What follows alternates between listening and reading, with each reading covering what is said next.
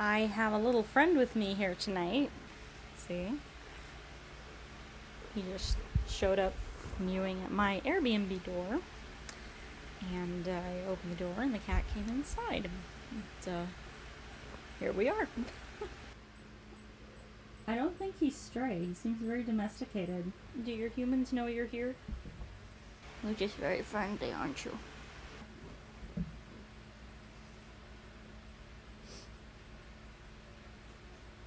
I've been claimed. I can't come home from Huahine because I've been claimed by a cat. I now need to move here.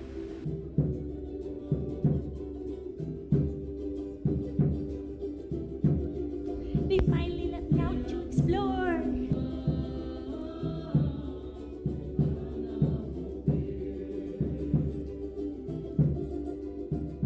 Having extricated my little furry friend from the Airbnb, I can now talk about my day. As a follow-up to my boat excursion, I decided it would be nice to do like a short ground excursion, and my Airbnb host Marty was able to get me in kind of last minute with a tour group. It was about, I think, 3.5, 4 hours that we were on the Jeep.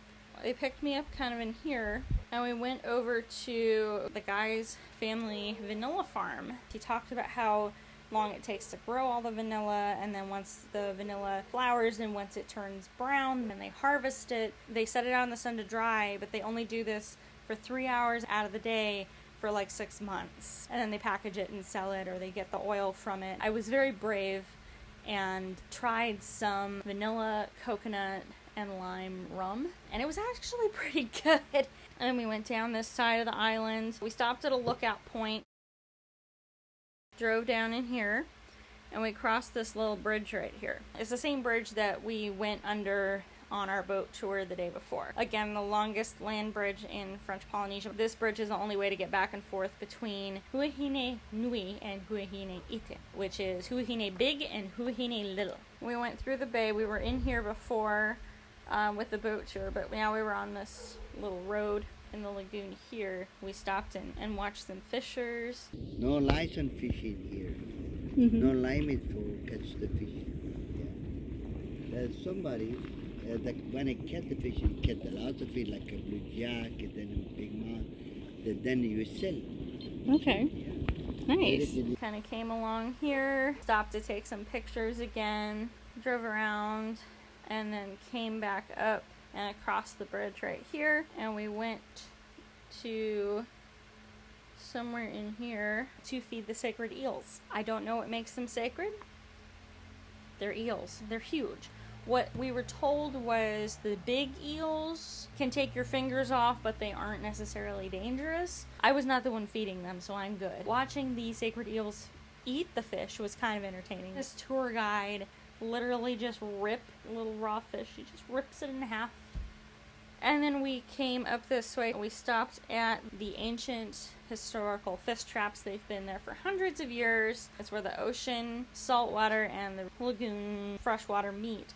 What they explained was that the fish come in from the ocean and then they get swept into this trap and they're not able to swim back the other direction for some reason. And then the fishers come and harvest all the fish. We ended kind of up here at the moray. It's a very historical moray. It was quite large. There were a lot of morays. There were meetings, places of worship, places of sacrifice. They made it sound like human sacrifice was a thing that happened a lot. That's not the case. It was kind of a last-ditch effort if things got really, really, really bad, and it was like a very careful procedure, and people were just silently selected. They were taken home and killed humanely, usually by suffocation, and then brought in already dead. So there was no gory ripping out of guts or anything like that we see like in Apocalypto or anything like that. Apparently the queen of Huahine stopped it because her nephew was selected as one of the sacrifices, and then shortly after he was sacrificed and buried, his father died, and his father was her twin brother. And so after that, the queen was just like, we're not doing the human sacrifice thing anymore. That was kind of the end of that, thank goodness. And that was my day tour. They dropped me off at my Airbnb, and then I decided it was lunchtime and I was hungry. So I started to walk into Fare to get lunch. My intention was to go to Izzy's. Izzy's is a local burger place. It was recommended by the internet, by Google. It was recommended by people here in Huahine, by my Airbnb host. So I was like, I'm gonna go try it. I did not make it that far. I made it about 4 minutes down the street. God, I think, heard me saying, well, this was a mistake, and sent me a very nice man named Tetu. He pulled up next to me and said, hey, are you heading into town? I said, yeah, I'm heading into Fare. And he said, well, I'm heading into Fare. Come on, get in. I'll take you there. Not smart. Don't do this at home, kids. So I got in Tetu's truck. Don't get in strangers' cars. As I'm doing this, I'm like, they're gonna find my mangled corpse somewhere. It's not gonna end well. But Tetu was a very nice young man. He didn't speak a whole lot of English, and I didn't speak a whole lot of French, but we were able to communicate a bit. And he said, oh, what brings you into Fare today? Why are you going into Fare? I said, oh, I was just going in for lunch. So we started pointing out lunch places, like, oh, this is a good place, that's a good place. Very, very helpful guy, very friendly. I used my very limited French to introduce myself. I said, je suis Lindsay, and he said, je suis Tetu. And we said, it's nice to meet you, and we fist bumped. That's a thing out here, a lot of fist bumping goes on. Tetu dropped me off right outside the Huahine Yacht Club. I started heading back to Izzy's because we'd passed it, and then I was like, I'm literally right here, I might as well just eat at Huahine Yacht Club. So I went in, and they sat me down at a table. The menu, helpfully enough, was in French and English, so I ordered roast duck with a side of fries. This duck was on the bones. You had to saw it off the bone like a steak. Once you work around all the skin and all the fat and all the bone, you get the meat, and the meat is so tasty. This is the sign of a good waitress. As I was starting to ask her if I could get the check, she kind of said, did you want any dessert? And I said, you have dessert? And she said, yeah. I asked her, do you have ice cream? And she said, yeah, we have mango, we have one other flavor I don't remember, and then she said we have corosol. And I said, what is corosol? I've never heard of corosol before. And she just kind of goes, it's a fruit. I don't know how else to do this. It's a fruit. And I said, I'll try that. Went into Tahiti, try the new and exciting thing. Give me the corosol ice cream. I must experience this. Came out in a little ice cream dish. Looked like any other ice cream. The way I've described it is like if a pina colada EG was a fruit. That's what it tasted like, a pina colada fruit. I kind of devoured my ice cream. The ice cream was textured more like a sorbet. Eggs are kind of a rare commodity here in French Polynesia, especially in Huahine and the outer islands.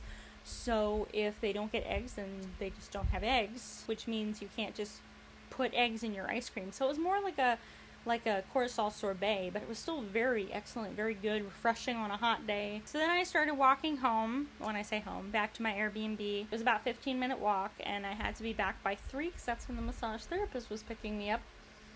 I was walking back, and I passed Izzy's again, and I thought to myself, why not just get something to go really fast that I can eat for dinner later? Because the issue that I've had is that everything except for like Huahine Yacht Club and a few other places close at like 3 or 4. So I called my Airbnb host and asked her to come pick me up at the restaurant, and I ordered myself a veggie burger and some pasta salad, and we made it back to the Airbnb just in time for the massage therapist to pick me up. My Airbnb host Marty was able to get me an appointment for a massage with a local woman named Marie Catherine.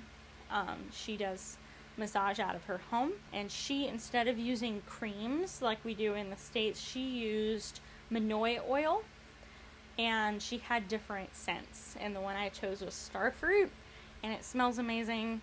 I smell amazing. That's why my skin is glowy. She said leave it on overnight, try not to shower. If you do shower, don't use any soap. So leave it on overnight, leave it in your hair overnight. It'll exfoliate, it's good for your skin.